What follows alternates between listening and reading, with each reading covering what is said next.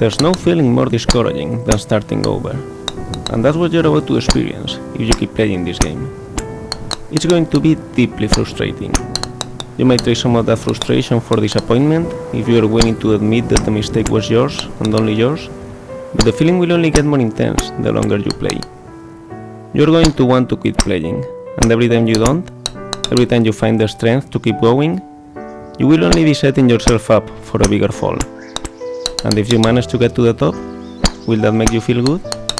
Will you feel that it's all being worth it? I think you will.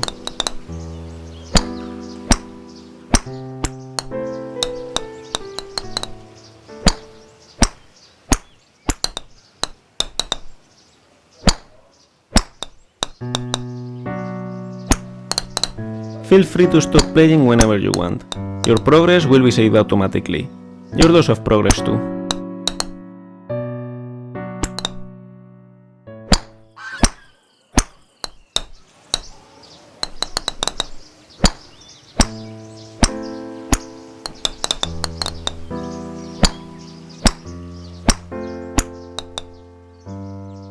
This game is a different take on a game that came out in 2017 titled Getting Over It with Bennett Foddy.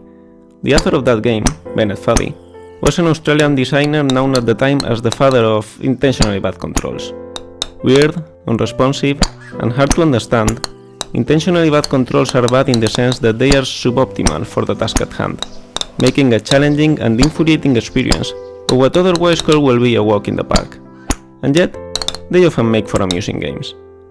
In Getting Over It, your task is simply to climb up a mountain, but dragging yourself with a hammer while sitting inside a cauldron. No amount of forward progress is guaranteed. Some cliffs are too sheer or too slippery, and the player is in constant danger of falling and losing everything. I watched a video of Bennett Foddy playing his own game, and it was interesting to see how erratically he approached his own challenges. He knew it was possible to overcome them, and he knew the movements he needed to execute. So he will make an attempt, but he will fail, without a clear reason why.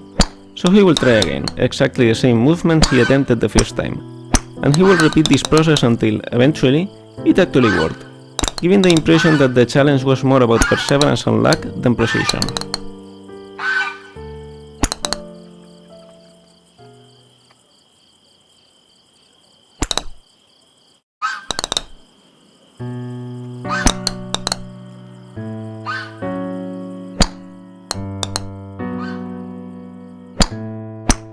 In Getting Over It, Bennett Foddy claims that frustration is essential to the act of climbing, but I disagree.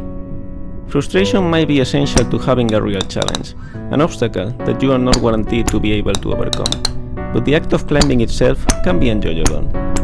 Climbing and Getting Over It is not frustrating because you can easily fall down and lose all your progress, but because controlling the main character is infuriating. Of course, falling and losing all your progress is also frustrating, but the worst part is not that you have to climb it all over again, it's that you have to fight with the controls while doing so. This game is pretty much like Getting Over It. You need to climb up a wall made of pre-made assets while the game creator talks to you about the game itself.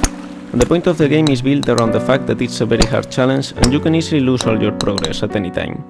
The main difference, what makes this game more than just a clone of the original, is its